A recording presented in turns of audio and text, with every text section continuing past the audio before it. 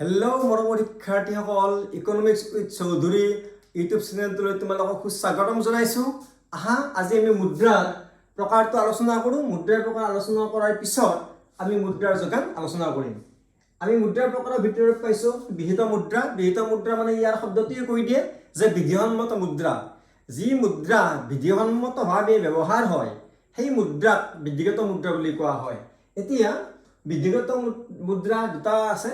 বিহিত মুদ্ৰা দুই প্ৰকাৰৰ আছে। এটা হৈছে অসীম বিহিত মুদ্ৰা, এটা হৈছে সসীম বিহিত মুদ্ৰা আৰু আনটো হৈছে অসীম বিহিত মুদ্ৰা।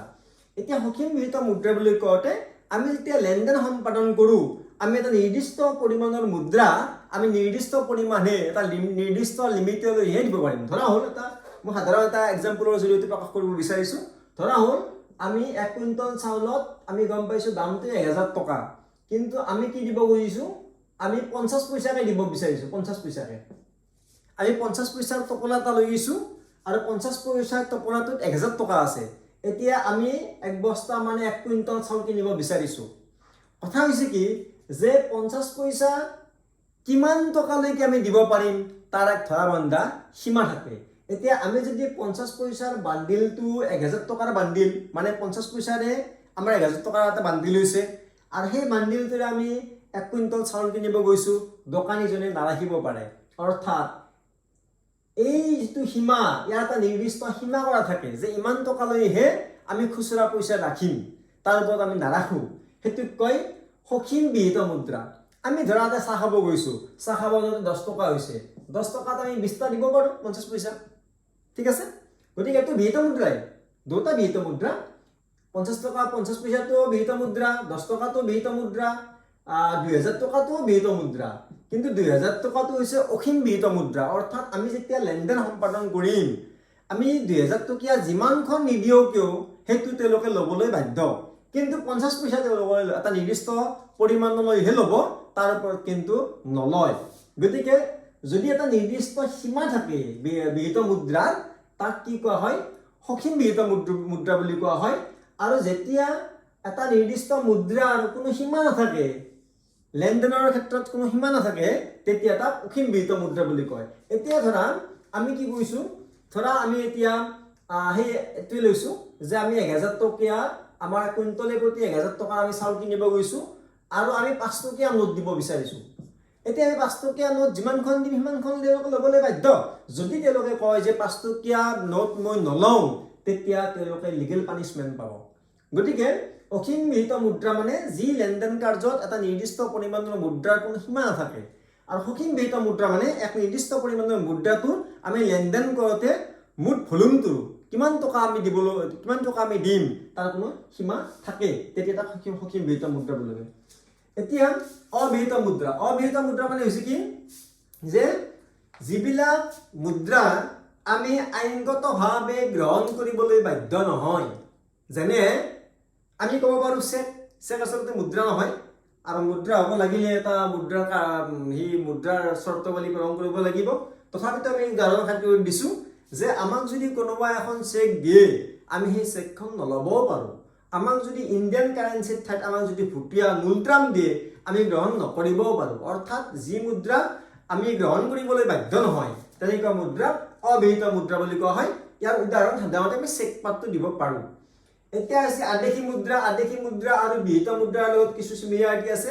আদেশৰ জৰিয়তে যি মুদ্ৰা হিচাপে গ্ৰহণ কৰা হয় তাক আদেশী মুদ্ৰা বুলি কোৱা হয়। আমাৰ কাগজী নোটবিলাক গোটেই আদেশী মুদ্ৰা, আমাৰ কইনবিলাক চব আদেশী মুদ্ৰা। প্ৰতীক মুদ্ৰা। প্ৰতীক মুদ্ৰা মানে কি, যাৰ খোদিত মূল্যটো অন্তৰ্নিহিত মূল্যতকৈ অধিক। অৰ্থাৎ আমি যদি কওঁ যে 2000 টকীয়া নোটখন, আমি জানো যে 2000 টকীয়া নোটখনেৰে আমি 2000 টকাৰ বস্তু কিনিব পাৰোঁ। কিন্তু ইয়াক যদি আমি নোট হিচাপে নলওঁ, আমি যদি কাগজ হিচাপে লওঁ, কাগজৰ মূল্যটো কিমান, ভেলুলেছ হৈ যাব। যেনে আমাৰ 1000 টকীয়া, 1000 টকা নহয়, 1000 মূলট্ৰাম, বা আমাৰ যিটো ভূটানৰ মূলট্ৰাম আছে, 1000 মূলট্ৰামেৰে আমি 1000 টকা, 1000 মূলট্ৰামৰ সমপৰিমাণৰ সামগ্ৰী ক্ৰয় কৰিব পাৰোঁ ভূটানত। কিন্তু সেইখন যদি আমি অসমত দিয়ে বা ভাৰতবৰ্ষত দিয়ে, সেইখন কিন্তু এটুকুৰা কাগজে।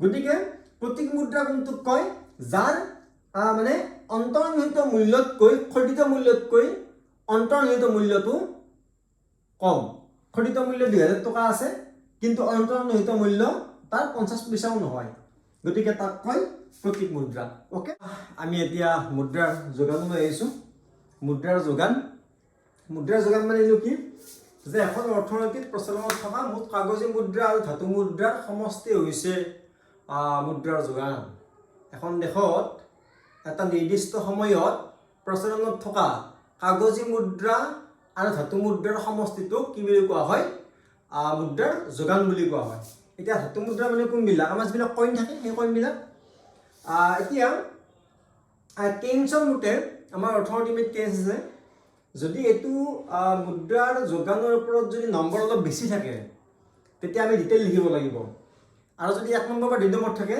এই জাস্ট সংখ্যাটো লিখিলে হ'ব এতিয়া যদি এনেকুৱা হয় যে 4 নম্বৰ আছে ধৰা বা 5 নম্বৰ বা 7 নম্বৰ আছে তেতিয়া আমি অলপ বিস্তৃতভাৱে লিখিব লাগিব এতিয়া কেইনছৰ কথাৰে আহোঁ যে কেইনছে কি কৈছে এক নিৰ্দিষ্ট সময়ত অৰ্থনীতিত মুদ্ৰাৰ যোগান কিন্তু সম্পূৰ্ণৰূপে অস্থিতিস্থাপক মুদ্ৰাৰ যোগান সম্পূৰ্ণৰূপে অস্থিতিস্থাপক আৰু যদি সম্পূৰ্ণৰূপে অস্থিতিস্থাপক হয় তেতিয়া এনেকুৱা হ'ব ৰেখাডাল এনেকুৱা অৰ্থাৎ O X অক্ষৰ সমান্তৰাল হ'ব O X অক্ষৰ সমান্তৰাল হ'ব এইডাল এটা নিৰ্দিষ্ট সময়ত যোগানটো স্থিৰ OQ গতিকে এইটো সময় নহয় এইটো ফুট ৰেট অফ ইণ্টাৰেষ্ট হ'ব এইটো ৰেট অফ ইণ্টাৰেষ্ট বা ফুট এইটো হৈছে ফুট এক নিৰ্দিষ্ট সময়ত মুদ্ৰাৰ যোগান কেইনছৰ মতে এটা নিৰ্দিষ্ট সময়ত মুদ্ৰাৰ যোগান কিন্তু স্থিৰ সম্পূৰ্ণৰূপে অস্থিতিস্থাপক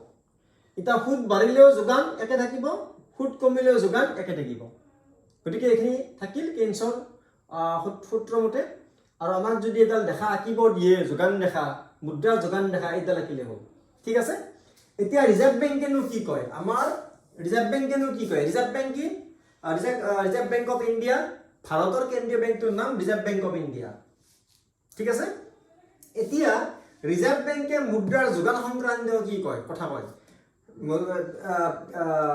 ৰিজাৰ্ভ বেংকৰ মতে মুদ্ৰাৰ যোগান হ'ল M1 নতুবা M2 M3 M4 M1 মানে কি M1 মানে হৈছে কি CU প্লাছ DD CU মানে কি জনসাধাৰণৰ হাতত থকা মুঠ মুদ্ৰাৰ পৰিমাণ এতিয়া জনসাধাৰণৰ হাতত থকা মুঠ মুদ্ৰাৰ পৰিমাণ বুলি ক'লে কি হ'ব কাগজী মুদ্ৰা হ'ব আৰু কইন বিলাক হ'ব ঠিক আছে আৰু DD মানে হৈছে কি বাণিজ্যিক বেংকসমূহত থকা শুদ্ধ চাহিদা আমানত শুদ্ধ চাহিদা আমানত কি বস্তু আমি এটা বেলেগ ক্লাছত হয়তো কম বা যেতিয়া আমি কোনোবাই যদি আমাক কমেন্ট বক্সত সুধে তেতিয়া আমি সেইটো কৈ দিম বা আমি যেতিয়া প্ৰশ্নৰ উত্তৰ দিম তেতিয়া কৈ দিম এতিয়া বাণিজ্যিক বেংকসমূহত থকা শুদ্ধ চাহিদা আমানত মানে জমা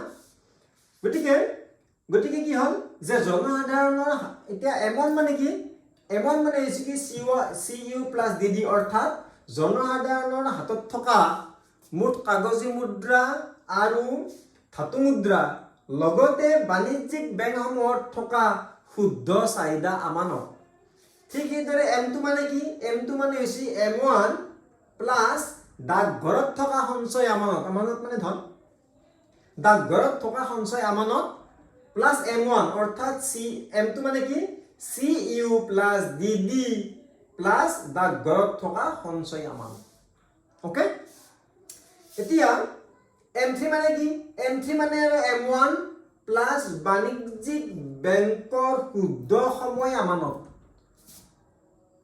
চাহিদা আমানত নহয় কিন্তু এবাৰ M1 কি আছিল বাণিজ্যিক বেংকসমূহত থকা শুদ্ধ চাহিদা আমানত আছিল ইয়াত কি হ'ল M1 প্লাছ বাণিজ্যিক বেংকৰ শুদ্ধ সময় আমানত কোনবিলাক আমাৰ যি ফিক্স ডিপজিট থাকে যে এটা নিৰ্দিষ্ট সময়ৰ মূৰতহে আমি টকাটো পাম তেনেকুৱা সেইবিলাকক সময় আমানত বুলি কয় এটা নিৰ্দিষ্ট সময়ত যদি আমি টকাবিলাক পাওঁ আমি ৰিটাৰ্ণ পাওঁ তেতিয়া তাক সময় আমানত বুলি কয় গতিকে M1 মানে CU মানে জনসাধাৰণৰ হাতত থকা মুদ্ৰা প্লাছ কি DD মানে বাণিজ্যিক বেংকসমূহত থকা শুদ্ধ চাহিদা আমানত প্লাছ কি প্লাছ বাণিজ্যিক বেংকৰ শুদ্ধ সময় আমানত এই গোটেইখিনিক লগ কৰি একেলগে কয় M3 বুলি কয় আকৌ M4 মানে কি M4 মানে M3 মানে কি M1 প্লাছ বাণিজ্যিক বেংকৰ শুদ্ধ সময় আমানত প্লাছ কোনটো ডাকঘৰৰ সঞ্চয় আমানত অৰ্থাৎ আমি যদি M3 টো চাওঁ M3 কোনটো বাদ পড়ছিল যে M1 টো আছে অৰ্থাৎ CU + DD টো আছে